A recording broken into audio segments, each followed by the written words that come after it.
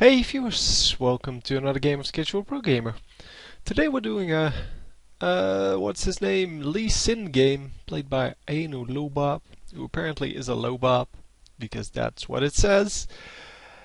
And yeah, we will see him. Oh, I was fast forwarding through the loading screen. Epic. Anyway, we're 50 seconds into the game. And we are going to see some jungle Lee Sin here. So, Lee Sin up against Jarvan the Fourth. And yeah, he should definitely come out ahead on that.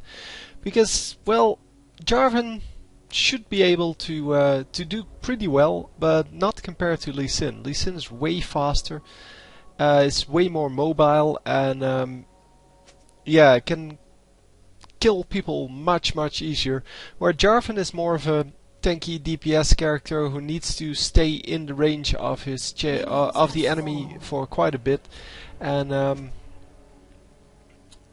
yeah, finished him that way.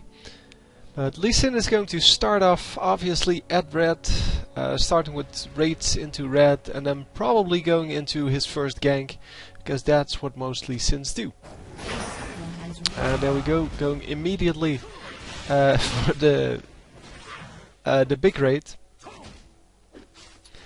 And Warwick is going to help him out here a little bit. Going to draw the lizard to him, and that way the Lee Sin can get a few hits on it, and yeah, not get damaged by it right away. So getting the easy smite, and still has about 500 health points remaining, even without his next health potion. And not going into his first gank, even though top lane was definitely pushed into the enemy's direction. But yeah, I'm not really sure when Lee Sin is strongest for his first gank, so whether it makes a difference if he's level 2 or 3.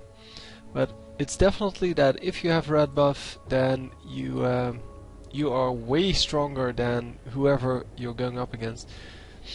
And indeed, top is calling for a gank, and Lee Sin is going for a red steal here, or is he going to wait? Oh, there we go. Going to attempt to steal these golems, should be able to. Yeah, there we go. As I said, Jarvan has to be in range of his targets for quite a long time, because he doesn't do a whole lot of damage, but he cannot get killed very easily. And yeah, now LeBlanc is coming, but LeBlanc is really not going to do enough damage to kill him right off. But with the help of Jarvan, she can get him off her. Or well, get him out of their jungle.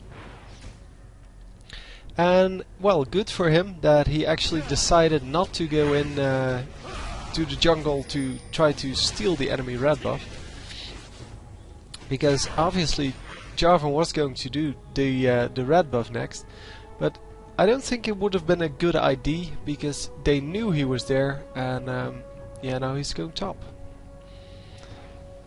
And top lane, yeah, as I said, was pushed already, and I think he should have come through the river here. And getting damaged quite a bit there. Oh, actually drawing Warwick into the damage there. And wow.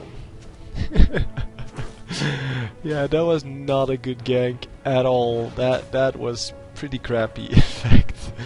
We're going to fast forward a little bit until he's back alive. And we will see him coming for double golems. Yeah, he was too low health and should have gone back. But he was too low health to make that gank work, especially because Warwick was also low health, and he definitely baited Warwick into, well, into that situation. And then he got out because, well, he is very mobile, and Warwick kinda got stuck there. And unfortunately he got killed himself, because, well, yeah, if you're this low and you're not going back, then you're going to get killed by some random spell flying somewhere. By the way, the skills so far are 2, 1 and 1. Yep. Yeah, which is kind of normal. The Q normally is the spell to kill your opponent.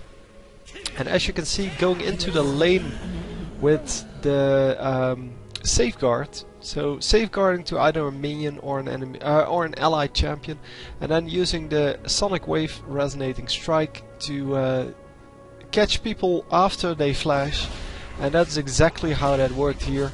And yeah, it works really well if you practice it, but it is way better than coming in the lane with your Q, because then people can just flash out, and I cannot count the amount of times I've done that against a bad Lee Sin. And obviously if you have a good Lee Sin against you, it is going to be a lot harder to get away from that. So finally going for the blue buff here. Yeah, we see the blue buff given to the mid at like level 2 a lot of the times that we see Lee Sin jungle. And he is going to give it here at level 5 to the mid champion. And oh, he's actually level 6 already. Wow. Well, I guess the mid champion does get more experience than the jungler normally. And we're just continuing on with Wolves, keeping an eye on top lane in this case, because top lane is being pushed all the time, and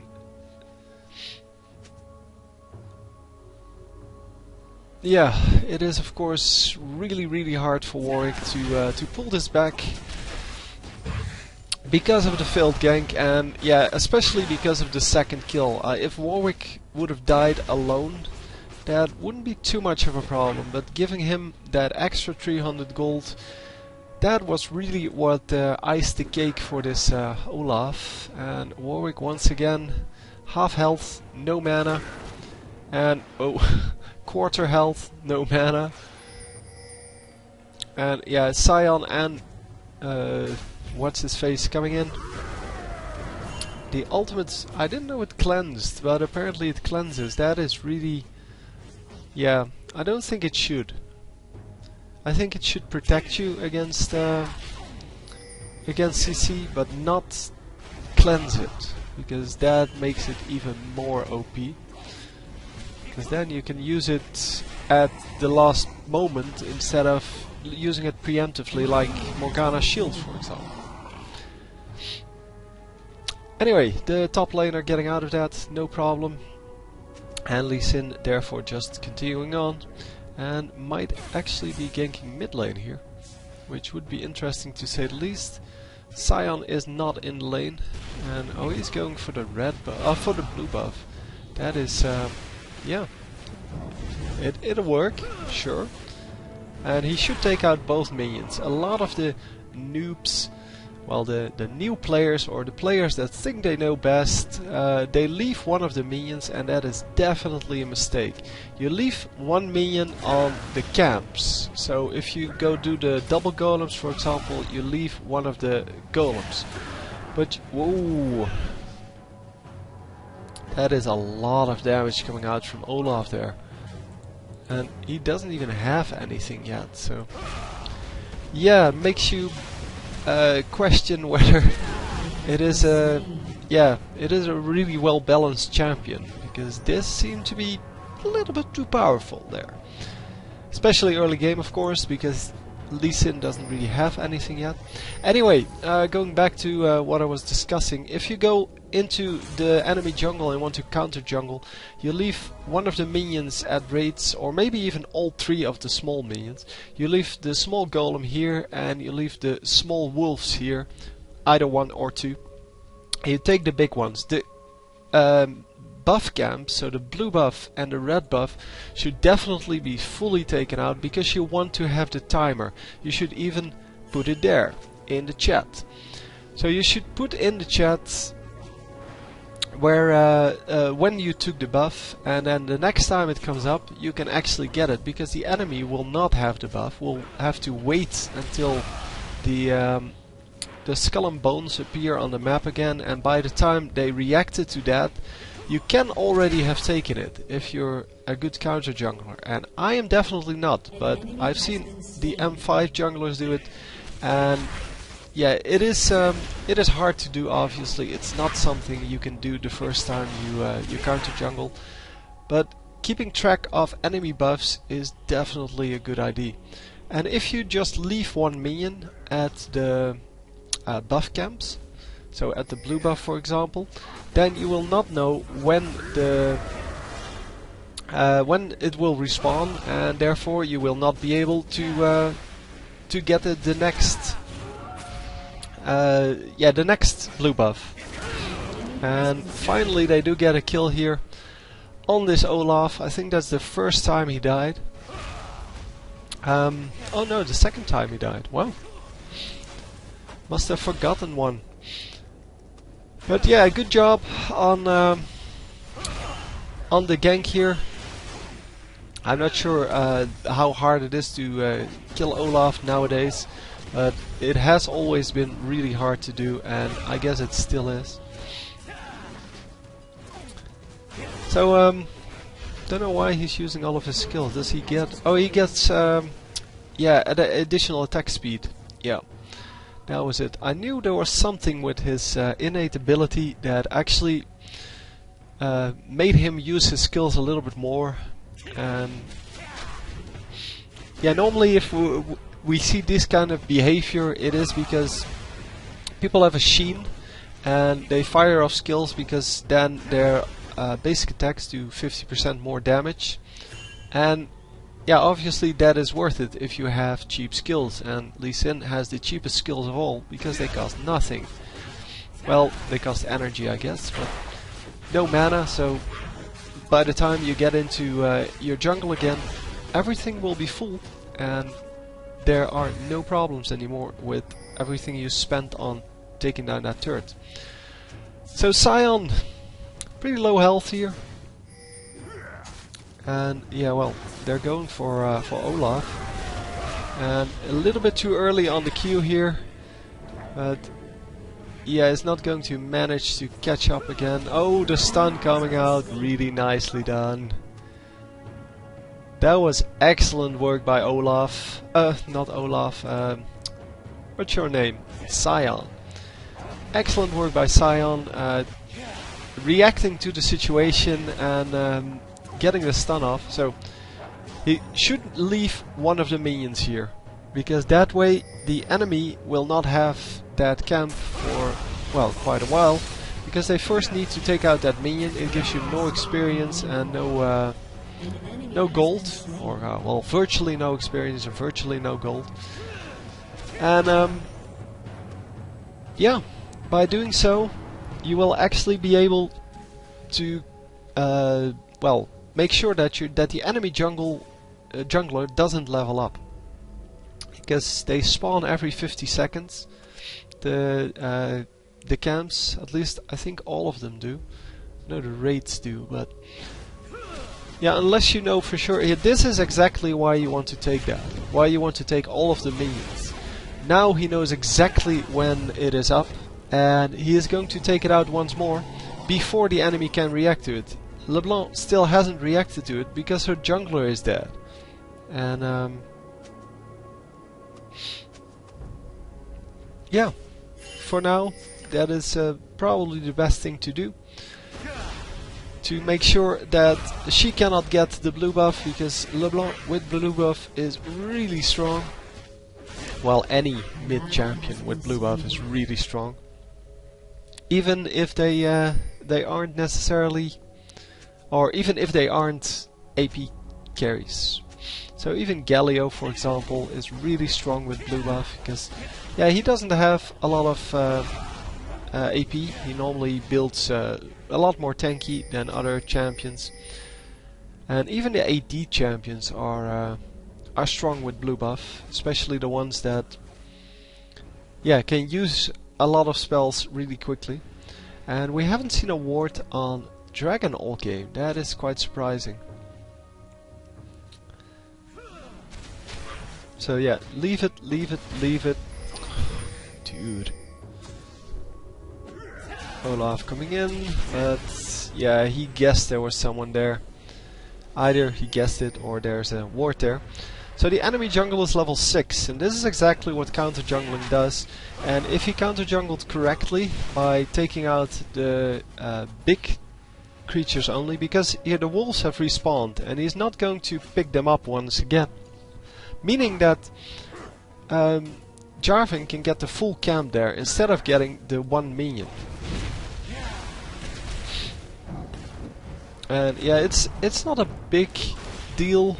Yeah, it is actually a big deal if you do it with all of the camps, but if you do it with one camp, like he's doing at the moment, it's not too big of a deal, but it is still a pretty big deal if you do it with all the camps. And if you want to practice counter jungling, which is, by the way, one of the strongest strategies for a jungler to learn, it's also one of the most difficult ones. But yeah, he if you want to learn that, that is what you should do. And by underleveling your opponent's jungler, you're going to be so far ahead. I mean, now, at this moment, Jarvan just died at level 7, and Lee Sin is level 10. So Lee Sin is going to have level 11, so a second level in his ultimate, in, well, at the same time that the jungler is still level 7. And still needs to go like 4 levels until he gets that.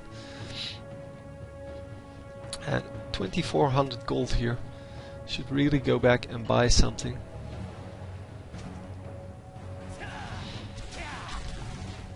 And yeah, using the Q to get into minion camps is also a good idea with Lee Sin.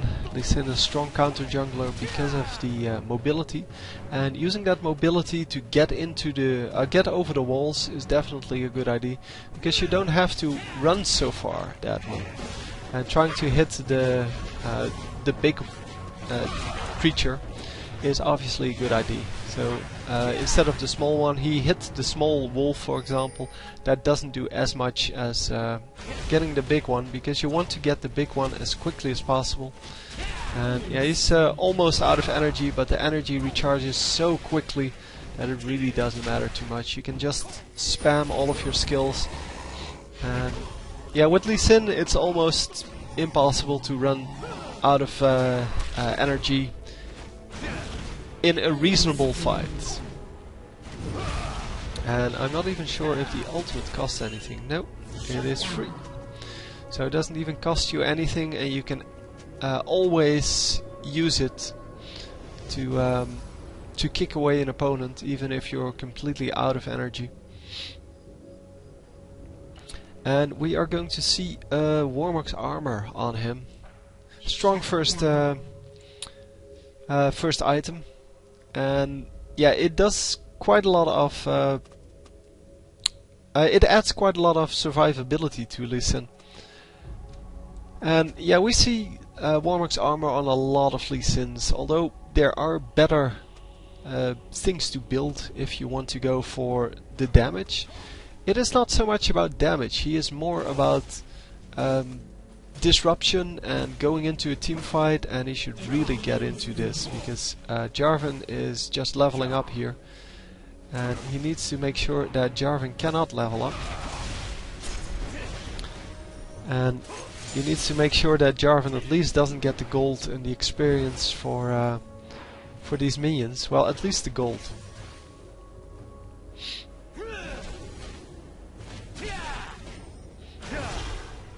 Anyhow,